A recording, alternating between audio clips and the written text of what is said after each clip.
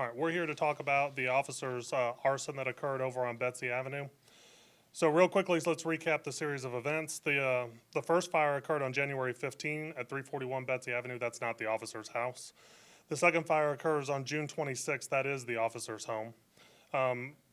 The folks from the Atlanta Fire Arson began to develop tips. We began working the case. As the case goes on, we realize that we need some additional assistance, so we reach out to the Fulton County DA's office. The fire department reaches out to the state. We're able to build a reward, and so we build a $23,000 reward and then we announce that and put it out through the media, and we begin to receive a large number of tips. So with those tips, and using traditional investigative means, we've been able to identify the people responsible for setting both of the fires.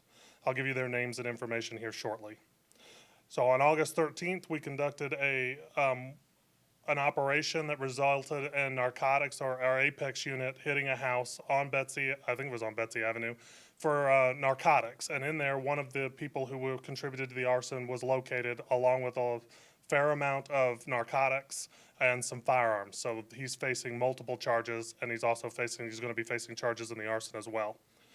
I say all this to say that everybody standing behind me, from ATF, Atlanta Fire Rescue, the Fulton County DA's office, and ourselves, want anyone to know that anyone that messes with an Atlanta police officer or a member of any portion of our team, that there will be a reckoning for that, and the reckoning just occurred.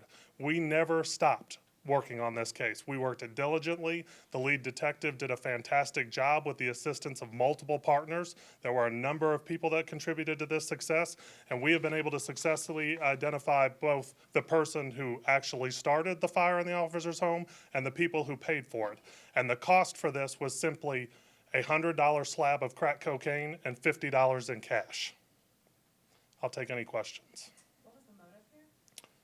Well, the motive was that they did not want a police officer living on the street where they had a trap house functioning. And so someone paid these two gentlemen? Huh? Someone paid these two gentlemen to do this? Yes, they paid him $50 in cash and gave him a $100 slab of crack cocaine. I'll kick to him. Are those people being pursued for charges as well? The people who paid are the two people that we're saying we just got, and we're taking warrants for the person who was paid the $50 and the crack cocaine. So just to clarify, Wesley Wise, was he the one who was actually charged with bombing the house? The Wise, everybody's been charged with arson in the first degree, and Kara from the DA's office can explain how that works if you need her to. So that's two people, I'm sorry. It's two people. Both Wise brothers are charged in the arson, and there will be a third person who's charged for actually setting the fires. Oh, okay, so they didn't. They paid to have the fires set. They didn't set the fires. But they had the motive because they're running a narcotics trap house on that street. Okay. So they paid to have the fire set in the officer's house and the other house back in January? Yes, they did. Okay, and what was in the other house? The same series of motives. That person was creating some sort of difficulty or was not popular with them for some reason, and they wanted her gone. How long did the officer live at that house? She just bought it, so days, I think. She was spotted in uniform in front of it, and that was enough for them to be like, we don't want that person living here. So the reward, was there a tipster who's going to get that reward? Were there multiple tipsters? What's the status? I believe there's been multiple tipsters, and somebody will get the reward, and I don't know how the disbursement of that will work exactly, but it will go through Crime Stoppers. It does require an indictment, but we believe we're going to successfully achieve getting an indictment. And just to clarify, how many people are you seeking, or you have warrants for right now besides the two that were arrested? We're going to have warrants for one more person that I know of today, and we may have warrants additionally going forward, but we know that we're getting at least one more person today. And that's the fire starter. That's the person who was paid to start the fire at the officer's house. Major, how did the narcotics arrest lead to these arson arrests? The narcotics arrest was part of an overall scope of the operation. So because we were over there investigating these arsons, we figured out what the motive was behind them, and then we developed information about how that house was being run. And so with that information, we were able to obtain a search warrant for the residents, and then we kind of got lucky that Wesley was there. How bad is drug dealing in this neighborhood? Well, it's actually a pretty serious problem since these two brothers basically ran the entire street. People were scared to tell on them. They didn't, so they kind of ran this little small section of street, and they had a fairly extensive, decent drug operation. I mean, they were making a living doing this. What kind of drugs again? Well, I think mostly what we got was crack cocaine and marijuana. And so there was a crackhead who was basically employed by these brothers to go We'll go with that. Yes, there was a crackhead that was basically paid with $100 a crack and $50 cash, and he agreed to, and at least in the officer's home, throw a Molotov cocktail through the window and set the fire. How extensive is the damage? I know the damage to the room that landed in was extensive, Is there a But- dollar figure? I mean, but I didn't get a dollar figure. Somebody up here might know it. I'd be scared to guess a dollar figure, but it was extensive damage to the kitchen area of the house. And the officer hadn't moved in yet, right? She had purchased the home, but she hadn't moved in. She was partially moved in, I would say, But she wasn't there when it happened. not to my knowledge. No, she was not there.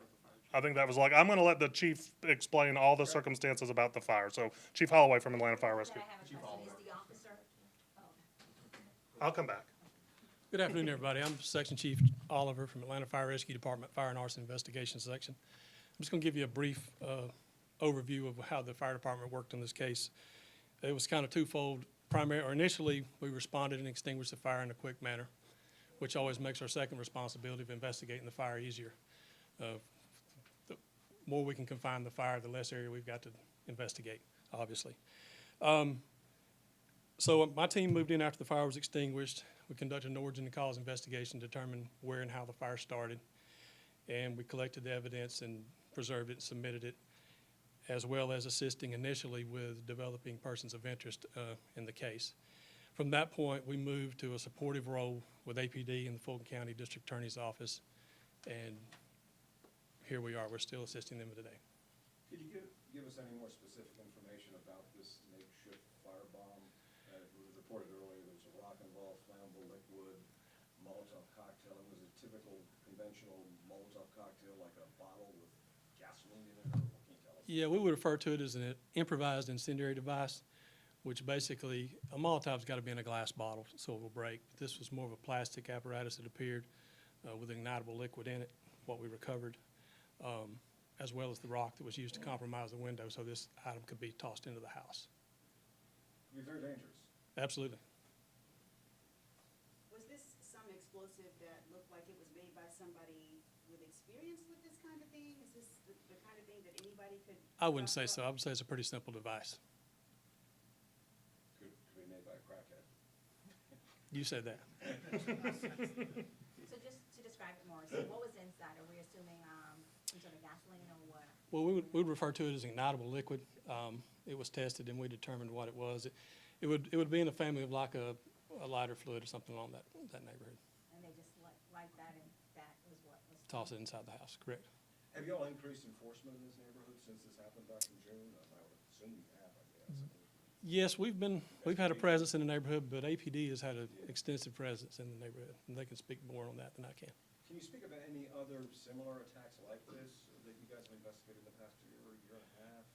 We were, as he stated earlier, we were investigating a fire from January in the same neighborhood. It wasn't, Similar MO? I mean, it was similar, yes. I can't say that it was exactly the same, but it was similar. And how dangerous or how bad could this have gotten if you guys didn't get there in the time that you did? Like, could this have caused like maybe the stove and gas, anything like that to explode? Without our intervention, it would have completely burned the house down.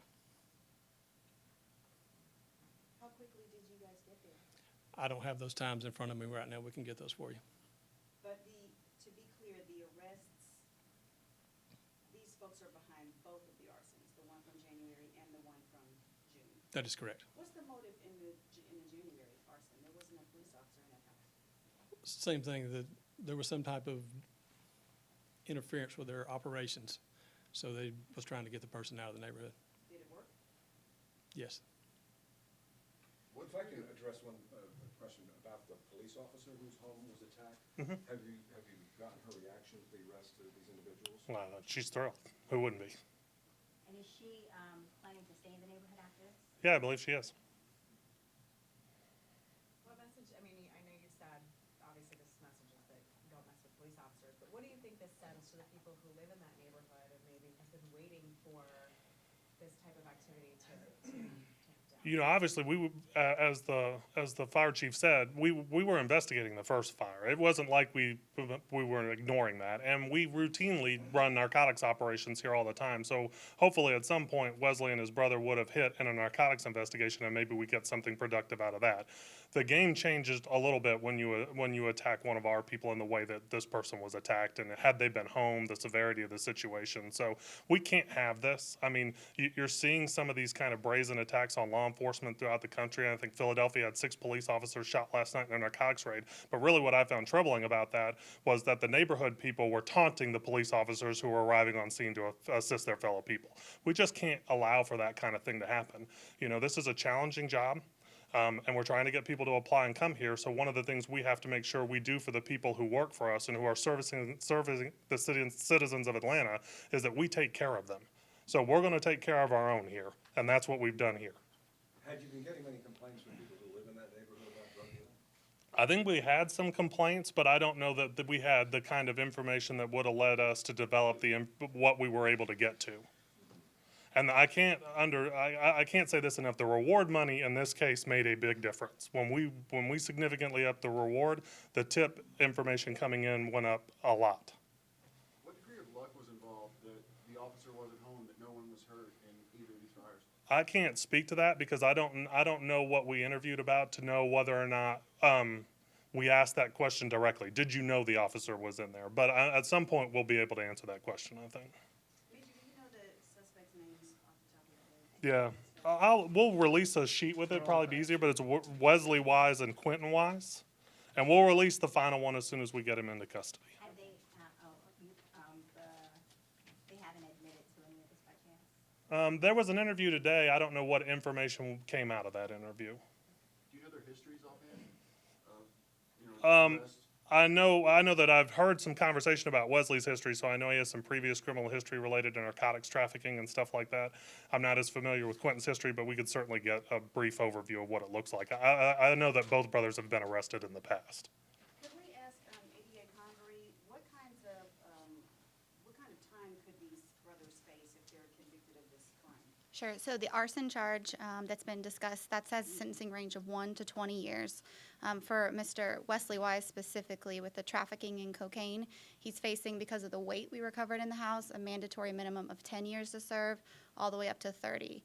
For him in particular, because of the weapon found in the home and his criminal history, he's facing 15 years consecutive to his sentence on the other counts because of that weapon and his previous history.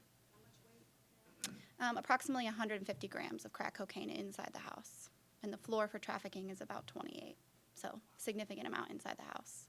I would assume that you guys are gonna try to go after maximums for these people. Yeah, absolutely. So it's very important to my office and the people standing behind me that we send a message that the control over this community is not going to be tolerated, and we want to send a message to the rest of the people in that community that their community matters to us, and certainly to this Atlanta officer that she matters to us. Do you anticipate there could be more charges added? Absolutely, absolutely. The investigation is still ongoing, and that includes on our side as well with charges. Can you repeat the minimum for the 150 grams? So the minimum is 10 years, and the maximum is 30. Do you have the address of the home where you did the raid? Are you really seeing that? I didn't see it in the press release. We'll get it for you. I don't know it off the top of my head, but we can get that for you. Is it on the same street, Betsy Street? Or No, Wynwood. It's in the general area? Wynwood. It's like a street or two over, right? Yeah. Do you know how long these men have been operating this house, this operation? Well, they've been moving, so the trap house moved during the course of this. But it's always in the same neighborhood. So I think they move their operation from time to time as a security precaution. But it never moves all that far. Do you know if they own the house or they were renting it or the status of that? Renting. Everybody good?